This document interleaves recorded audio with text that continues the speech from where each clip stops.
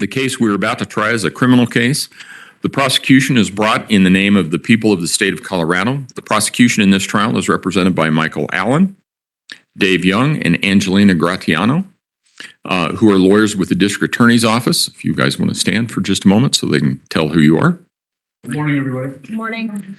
I will sometimes refer to the district attorney as the prosecution or the people. The defendant or accused in this case is Letecia Stauch, and she is represented by Josh Tellini and Will Cook. Good morning, ladies and gentlemen. Morning.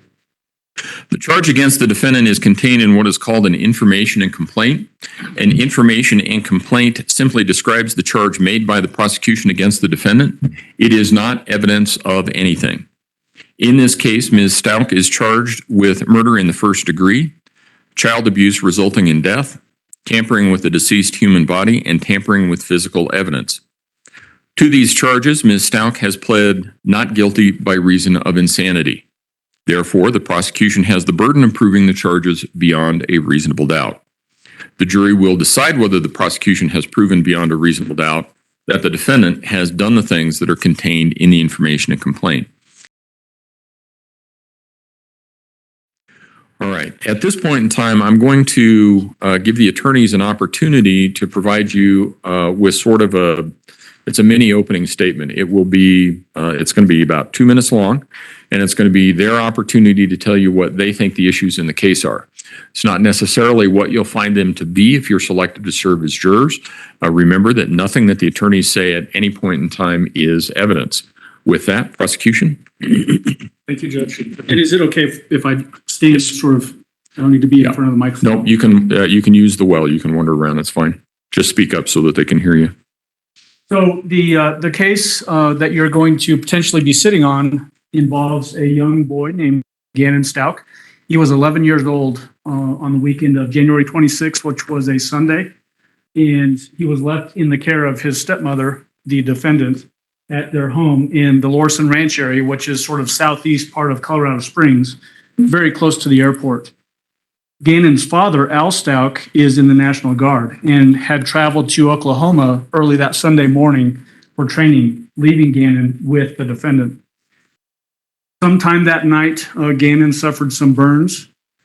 And then the next day, on the 27th, which was a Monday, he suffered some really horrific injuries, including multiple stab wounds, blunt force trauma to the head, and gunshot to his jaw.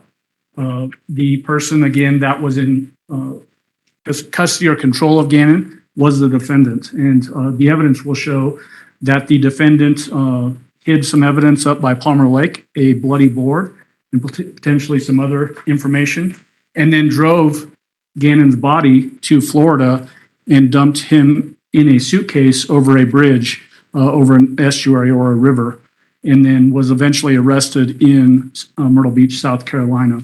You'll hear lots of testimony about forensics, including cell phone forensics, showing travel locations, evidence about crime scene processing, including blood pattern analysis. And at the end of all of this evidence, 6 weeks roughly of evidence, we will come back to you and ask you to find the defendant guilty of the crimes that the judge has already laid out.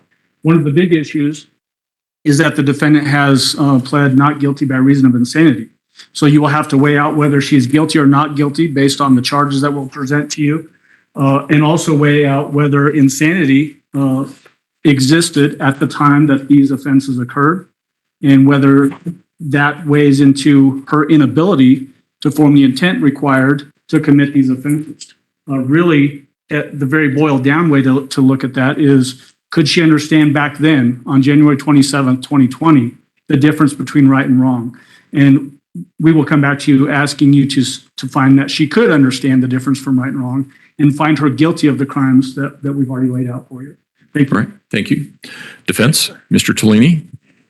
Ladies and gentlemen, you're going to hear about 8 weeks worth of evidence. There are all kinds of people come from all over the country.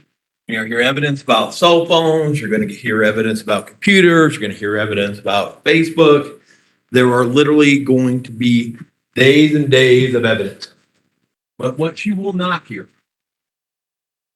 from this side of the table is any type of reasonable explanation why Letecia Stauch would have done this. We hear from friends, neighbors, teachers, other people that all that they observed is that she was a loving stepmom. She was a loving stepmom to Gannon.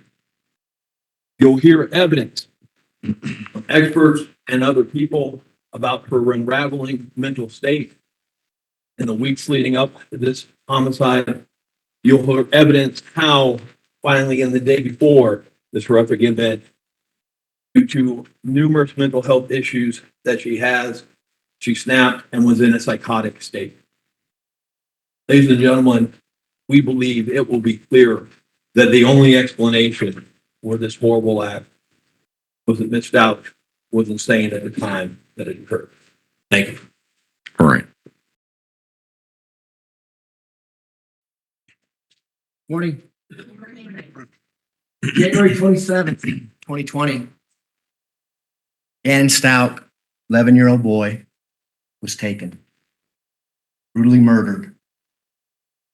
The evidence in this case will show that the person who murdered Gannon Stauch is the defendant seated over here to my right. And when you look at the evidence in this case, you have to evaluate it as to what's going through her mind at the time that she's killing Gannon.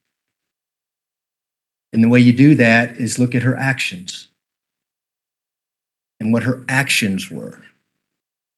What her actions were, stabbed him times. Gannon was fighting for his life. He had his arms up. He's got cuts on his hands, cuts on his arms. He's got 3 stab wounds to the chest. Got a stab wound to his head. Actions. He also took a blunt force object and crushed his skull. Fractured his skull. Actions. Then she took a gun. She had to get the gun. She fired that gun 3 times. One of them striking him in the chin, causing his death. But it's not only during the commission of the crime that the evidence is going to show that not only did she participate and do this crime, but she was legally sane at the time when she did it. Because she did actions afterwards. When she fired the gun, 3 shell casings come out. Those shell casings are never found because she took the time to pick them up. Not only did she take the time to pick up those shell casings, she took up the time to clean up the mess she made because he was killed in his own bedroom and there was blood all over the wall. There was blood all over the mattress and blood on the floor. And she took the time and effort to clean that up so that she hopefully would not get caught. Wrap up, please. She also gave numerous versions of what happened to Gannon on January 27th, 2020. The first one was that he just went to a friend's house and ran away. She changed her story depending on what evidence was presented to her. At the conclusion of this case, you'll see that her actions led her to the charges, and we will be asking you to convict her of every charge that she's charged with, and we will be asking you to find her legally sane at the time that she killed Gannon Stauch. Thank you very much. Thank you. Defense? What? All the things Mr. Young just told you, we're going to hear. A horrific, violent event, a brutal homicide. You're going to hear that Ms. Stauch afterwards gave numerous versions, stories. Afterwards, each growing in each becoming more irrational as she told. You'll also hear that the evidence circumstantially will clearly indicate that after this 11-year-old boy was killed, that he was stuffed in a suitcase, transported to Florida, discarded there, and left for over a month. until his body was found. You're going to hear and see photos from the autopsy of that boy who had been brutally murdered and that was in a state of decomposition. We'll also hear, though, from Dr. Dorothy Lewis. Examined Ms. Stauch worked over the course of 3 days and 14 hours.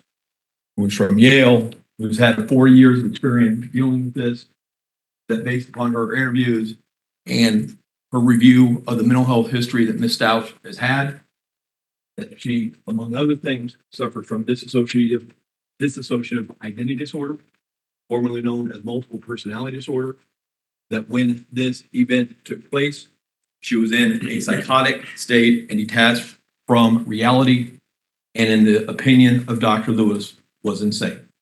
Thank you. All right, thank you. Good morning again, everybody. This case is about two people. One of those people is Gannon Stauch.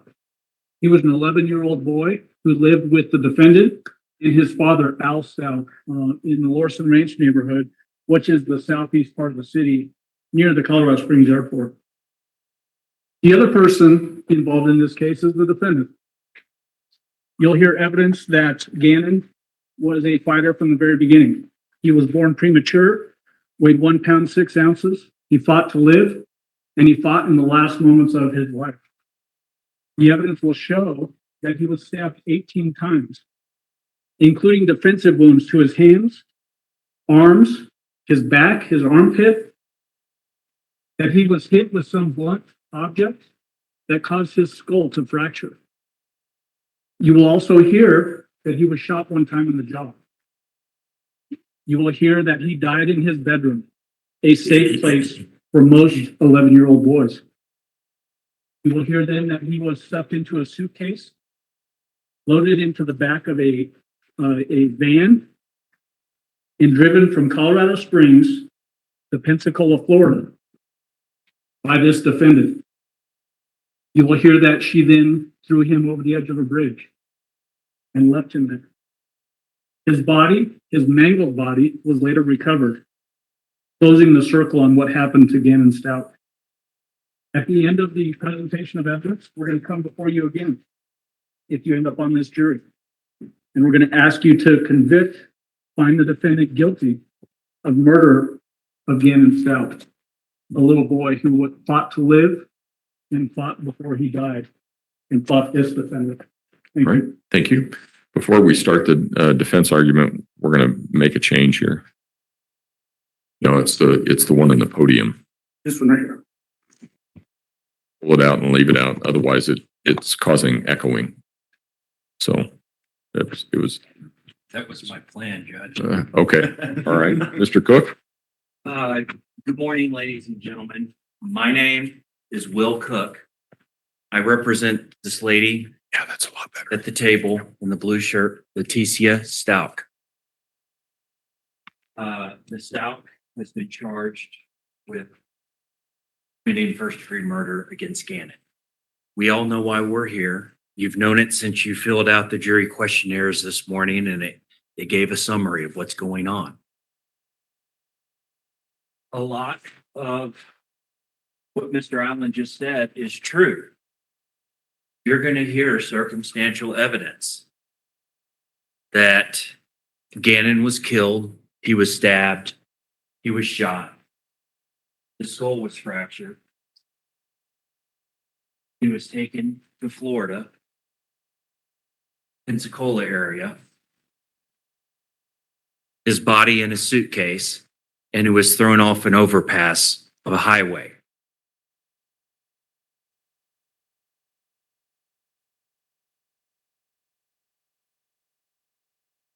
His body in that suitcase remained in the Florida heat for 6 weeks.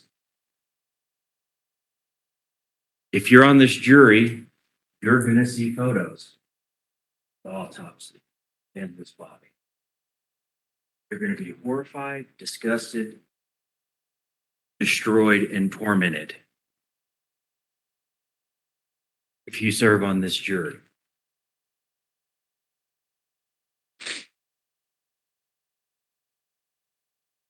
And we're not saying that this happened and she did it.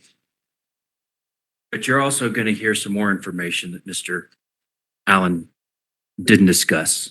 You're going to hear, and it was mentioned in the jury questionnaires, about insanity. You're going to hear about dissociative identity disorder. An acronym is DID, dissociative identity disorder. Used to be called multiple personality disorder. You're going to hear from Dr. Dorothy Lewis, a doctor from Yale University, who's going to Wrap up your comments, please. testify that Ms. Stauch, at the time of this crime, suffered from DID. And that, in fact, she was legally insane at the time of this crime. After all this information, weeks down the road, we're going to come and ask you to find our client not guilty by reason of insanity. Thank you.